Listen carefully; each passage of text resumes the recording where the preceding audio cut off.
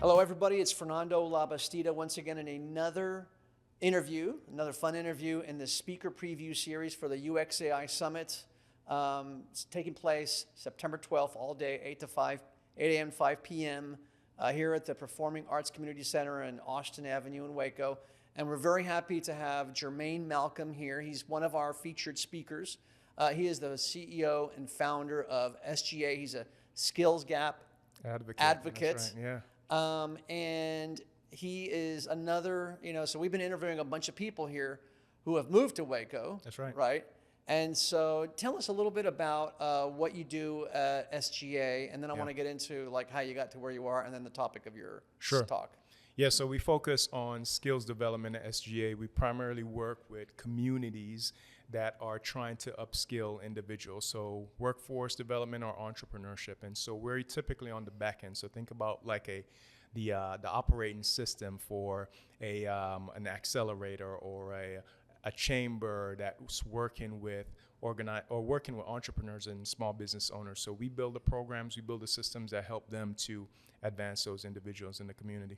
All right, perfect. And I think we had spoken before on a phone call in which you said that one of your focuses is on smaller cities, communities. That's right. Yeah. Yeah. Tell us a little bit more about that, because I think that's interesting. Yeah. So I mean, right now we are at this pivotal point in history, right, where there is there's a leveling that's taking place, right? And not everyone is able to take advantage of it, right? Especially those that are in small, medium-sized cities. Right. And so we focus on making sure that they don't get left behind. And so we work with small, medium-sized cities, and just when I say communities overall, people that we work with, communities or organizations that have what would be considered a small, medium-sized city as far as population. And we try to upskill them, get them to where they need to go. I mean, I think this, it's so funny because this goes in perfectly with the premise of the UX/AI Summit, right? Whereas like, that's kind of one of the reasons why we're having it here in Waco, right? And why we want to take it on the road to places like Lubbock and Asheville and, Eugene, Oregon, and other smaller places, because these are places that you don't normally think of as like, like we think of the Silicon Valley or New York City. Yeah, exactly. So how did you get to here from, where you started off in life? I think you were not originally from Waco. No. You're not even originally from the United States, right? That's right. So so I'm an immigrant. I'm from Jamaica. Came here during my high school years. Right. And really I came here for an education. And so I tell the story all the time that I came here with that mission, and I started playing every sport that I could play because individuals were getting scholarships to play sports in college. And so I thought that was my ticket. And I tried this crazy game that I was convinced by a coach that if I tried the game that I'd be able to play in college and earn that scholarship. And that game was football, American football. Wow. Yes, which is totally foreign in Jamaica, completely, right? Yeah, we do not do that. You play soccer in Jamaica, we run and turn left. Yeah. So we did not know football. I did not know football, but trusted the process and trusted the coach. And fast forward a few years later, I had a full scholarship and opportunity to get that education. So that process in itself is a huge part of my story and the reason why SGA exists, because it was that point where I understood from a coach that if you can help someone to bridge that gap of what they know and their potential, then how can you apply this for those that really need it? And so that's a part of our process. We just identify the resources, identify the right people and practitioners, and put them together with the individuals that need or desire that skill, and that's how we work. That's fantastic. And just the fact that you found the resources and you learned how to play American football when you probably, you're probably playing soccer or something. Yeah, that's right. And how that represents sort of like a process that probably a lot of people can apply to things where like, okay, I know where I want to get to, but I'm very far away from it. I don't have the skills or the wherewithal or whatever. Yeah. And then I can apply that. And that's probably part of the DNA of SGA, right? That's it. That's the exact DNA of SGA. We exist for skills development and really community as well, right? there's, an epidemic of loneliness, and we're just trying to get more people together, in person, online, whatever it is, just getting them connected with each other so that they can form relationships, and doing that and building the skill sets that they need in order to make a living, earn income, do what they need to do to have a good life. It's, and I don't know if you did this on purpose or not, but it seems like as though right now, at this current moment in time with AI on the ascendancy, AI now is so sophisticated that all of a sudden people who have been isolated with their phones and their computers in their homes people are now talking about getting together and building communities, doing in-person events. There is an epidemic of loneliness out there, and it's probably the best environment within which to learn new skills. That's right. Right, with other people. Yeah. Right. So that's fantastic. So tell us a little bit about your talk. You're going to be speaking about AI from a very interesting angle, which is related to SGA. So So I think a lot of people are struggling where to start with AI, right? And if you're in a workplace and you're trying to understand what do I need to do here, we want to be able to help you understand, where you're starting. That's where the most opportunity is, right? And not necessarily looking outside and saying, what can I build based on what they're doing or what this person's doing or what they're doing? No, understanding your skill set, understanding your competencies, your experiences, and how to pair all of that together in order to make either your same earnings, make it a little bit more feasible, easier to grow, right, within your workplace. Or if you're thinking about entrepreneurship, how do you utilize those skill sets, those experiences, your background in order to develop something useful with AI so it's not foreign to you, so it doesn't feel like you're building something new, but it actually feels like you're building you. Yeah, so it's like you're infusing your combination of skills, things you've inherited from your family, your experiences that you've been through. Like each one of us, I think somebody was telling me that each one of us is like a snowflake, which is we're completely different from every other of the 8 billion people in the world out there. And only us can create the startup that we're going to create. That's right. Offline, just before the interview, you mentioned something that I thought was really interesting, which is, I think you didn't use this exact word, but I thought of immediately the word pivoting, right? So using AI to test things out and to figure out whether you should give up or double down, et cetera. That's right, yeah. Tell us about that. Yeah, AI makes it so easy now to really discover what is actually possible, right? We work with hundreds of entrepreneurs now, and a lot of times the place of getting an idea from your mind and out into the world, right, it can seem like a long haul, right, and a long journey to get there. But what AI has done now in our time, it allows you to do just a product research, understand product market fit, go to market in a very quick way, a very fast way, more than ever before, right? And so you can discover whether or not an idea has traction or application in now a day or two, right? Versus months as it was in the past. So this way, you're not wasting time trying to sell and market something that's probably not going to succeed, right? Yeah. It's the whole MVP, minimum viable product. Right. Eric Ries, the lean startup, right? That's right. So explain for those seeing this interview who don't exactly know these terms. Explain product market fit. Yeah. So really, what you're trying to do first, before that, you're trying to get an understanding, right? We say a minimum viable product, right? And that's really getting down to the core functionality of the thing that you're creating. Right. Is this a need for? How do people actually get it done in the first place? Right. And once you kind of understand that, then you can move towards that product market fit, right? Understanding if there is enough individuals that are, when you define as far as a reputable market, a market that can grow, that you can scale in, if there are enough individuals that can actually make that work and make that a viable business that will purchase continually, right? And so you want to use those process, that lean, agile methodology in order to get there. And the way that we do that is just through constant feedback, quick iterations. You get something in your mind, or you get something from feedback, even better, right? You test it and refine it, and then build, right? Build and then put it back out there. And so you just go through that iterative process until you actually get to something that people are purchasing, and they feel like it's needed. Something that people actually want or desire and are willing to spend money on, That's right? Because until somebody is willing to take out their wallet and spend money on it, then you don't have a business, right? That's it. Yeah. All right. You're just doing stuff for free. So that's kind of amazing that you can do that with AI. And okay, so how does AI actually do that? Does it kind of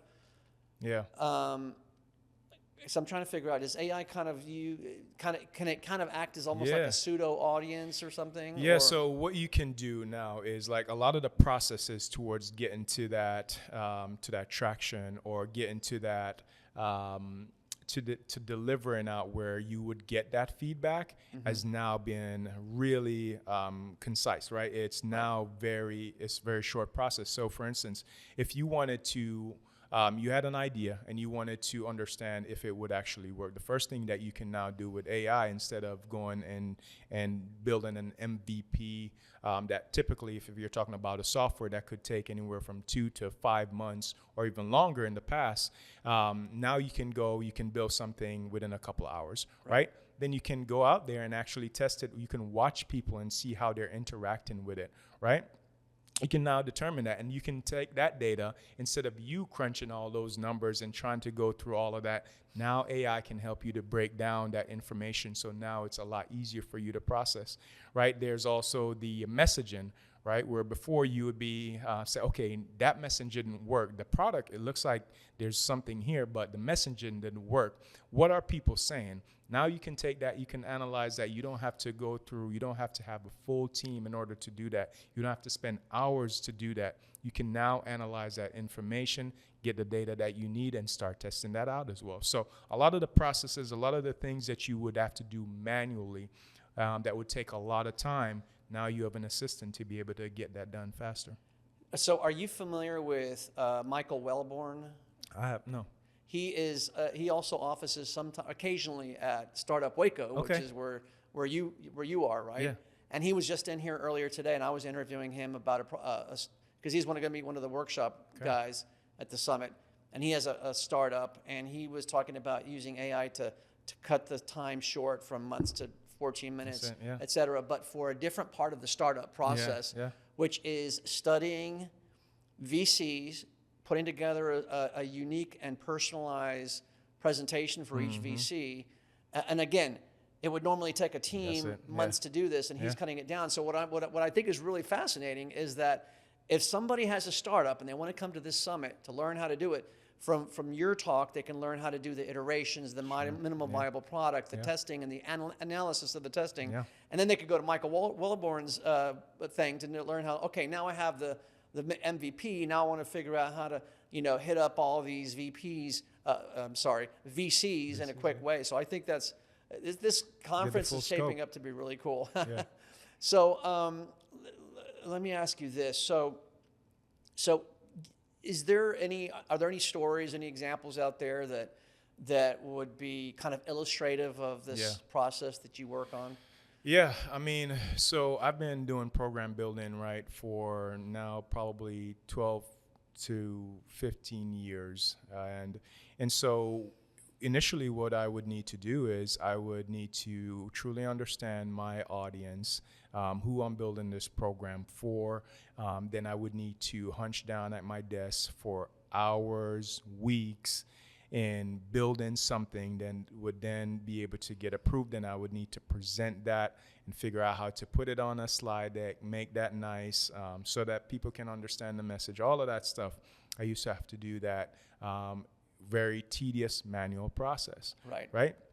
Now, if I have a program idea, right, and if I have the data that I either go out and get or that's being fed to me through research, I can grab research. I can use an agent to do a ton of research for me now, and I can grab that data and I can pull in, okay, these are the components that I would like to build for the program based on my pathway or the things that I do, my methodologies or whatnot. Let's build a program, and I can go back and forth with that AI, with that assistant until I get something finished up. Now, a few hours or less, right? And now I have a full program, and then I take that and I go to something like Gamma or Claude, and now I can put my information, build out a presentation, go and now pitch it to a sponsor or a partner, and be able to have something perhaps be ready to go within a week, right? Yeah. And so that is the reality today. So what struck me about what this process you described is that I think it could help entrepreneurs really cut down on the time and effort to do this process, which the implication for that is huge, because it's like, this way you don't have to wait so long for the payoff to come, right? Because I think a lot of people, whether they're bootstrapping it, or especially if they're bootstrapping it, but even if they get funding, right, they still have to show a result. They have to get income coming in, right? And the old process, the one that you described from your 12 years of doing this, is like, okay, the longer this takes, the longer it's going to take for me to start bringing revenue in, cash flow in, or for me to be able to tell my investors, hey, your payoff is coming soon, et cetera. So I think that would really help in entrepreneurs, especially those entrepreneurs that don't already have some kind of a, cash windfall to hold them over until their startup starts working. I mean, for a very long time, speed has always been the advantage, right? Those that can get to market faster, those that can get data and insight faster and then be able to move quickly, those are the ones that were rewarded. And so now we're on a more equal plane where we can actually get things done at a reasonable time. It's just asking the right questions, having the right prompts, right? Using the right tools. So you've been here since you were a teenager, right? In the U.S., yes, right. Since you were a teenager. One of the other people that we interviewed who are also going to be speakers are speaking together are these two students at Baylor who are, one of them's from Kyrgyzstan and one of them's from Uzbekistan, right?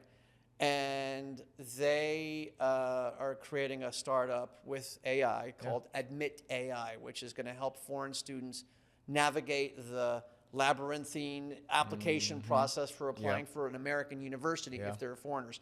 But the thing that I had in mind, and I don't know if this is too far away from you in terms of your, you came to the United States when you were in high school, but I'm wondering if you were thinking about maybe bringing this to Jamaica, or the larger world in general. Like, I know these girls are probably going to go back to Kyrgyzstan and Uzbekistan and probably take this knowledge over there. In fact, I just got back from home, well, not too long ago, but in November, and speaking to a lot of our Caribbean. And I mean, the Caribbean, especially in areas like Jamaica, Puerto Rico, they're doing their thing in AI, right?